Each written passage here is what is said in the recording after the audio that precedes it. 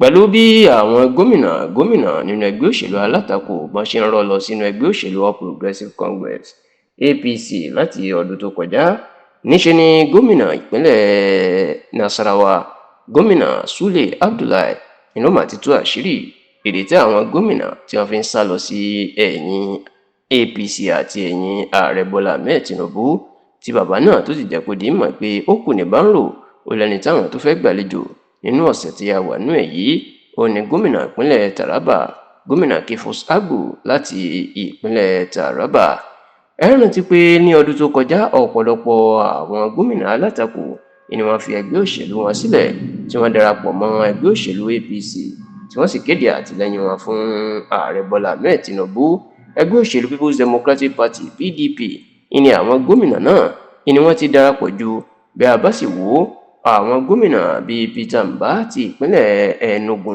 àwọn bíi gómìnà ìpínlẹ̀ Bayelsa Duyediri, àwọn bíi gómìnà ìpínlẹ̀ Plateau Caleb Mutfwang tóun ṣẹ̀ṣẹ̀ darapọ̀ lọ́dún yìí, àwọn bíi gómìnà Abba Yusuf ti ẹgbẹ́ òṣèlú New Nigeria People's Party NNPP tó tún jẹ́ gómìnà ìpínlẹ̀ Kano,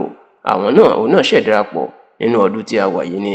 Bẹ́ẹ̀ ló jẹ́ pé ọ̀pọ̀ àwọn alátakò ni wọ́n ti ń jẹ́ kó di mọ̀ pé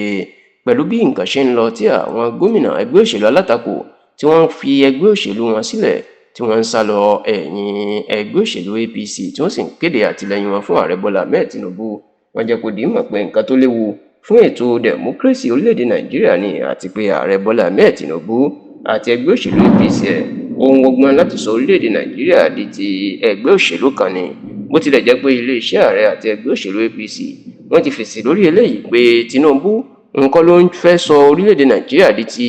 òní ẹgbẹ́ òṣèlú kan, àti pé kò sí gómìnà kan tí ó fi agídí mú láti darapọ̀ mọ́ ẹgbẹ́ òṣèlú APC. Kódà wọ́n tó bú àwọn ẹgbẹ́ òṣèlú alátakò pé ó yẹ kán máa bú Tinubu fún rògbòdìyàn tó ń ṣẹlẹ̀ ní agboolé wọn. Ó ní báwo ni wọ́n ṣe ń jà nílé onílé ó ṣe wá kan ẹni tí ò bá wọn gbélé. Ó ní Tinubu ń ṣọmọ ẹgbẹ́ òṣèlú wọn kán lọ máa yanjú wàhálà wọn, kán sì má ṣe mú orúkọ Tinubu mọ ohun tó ń fà á táwọn gómìnà náà tó fi ń sá wá sínú ẹgbẹ́ òṣèlú APC.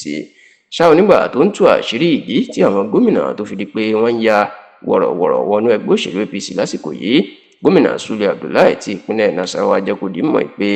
àwọn iṣẹ́ rere tí Tinubu ń ṣe ló jẹ́ káwọn gómìnà kan máa sá wá báyìí, tó sì ló kù ní bánró nítorí pé àwọn gómìnà míì ó sì ń bọ̀. Ó ní kò sí ìpínlẹ̀ tẹ́ dé báyìí tí iṣẹ́ ìdàgbàsókè ò máa lọ. Ó lélẹ́yìí rí ṣe bẹ́ẹ̀ nítorí àtúntò ọrọ̀ ajé Tinubu ṣe ètò jẹ́ kó máa pọ̀ sọ́wọ́ àwọn gómìnà, tó sì ní ìdí èyí làwọn gómìnà fi wò pé irú ààrẹ tó ṣe dáadáa bẹ́ẹ̀ àwọn gbọ́dọ̀ wà lẹ́yìn ẹ̀, àwọn gbọ́dọ̀ sì darapọ̀ mọ́ ẹgbẹ́ òṣèlú ẹ̀.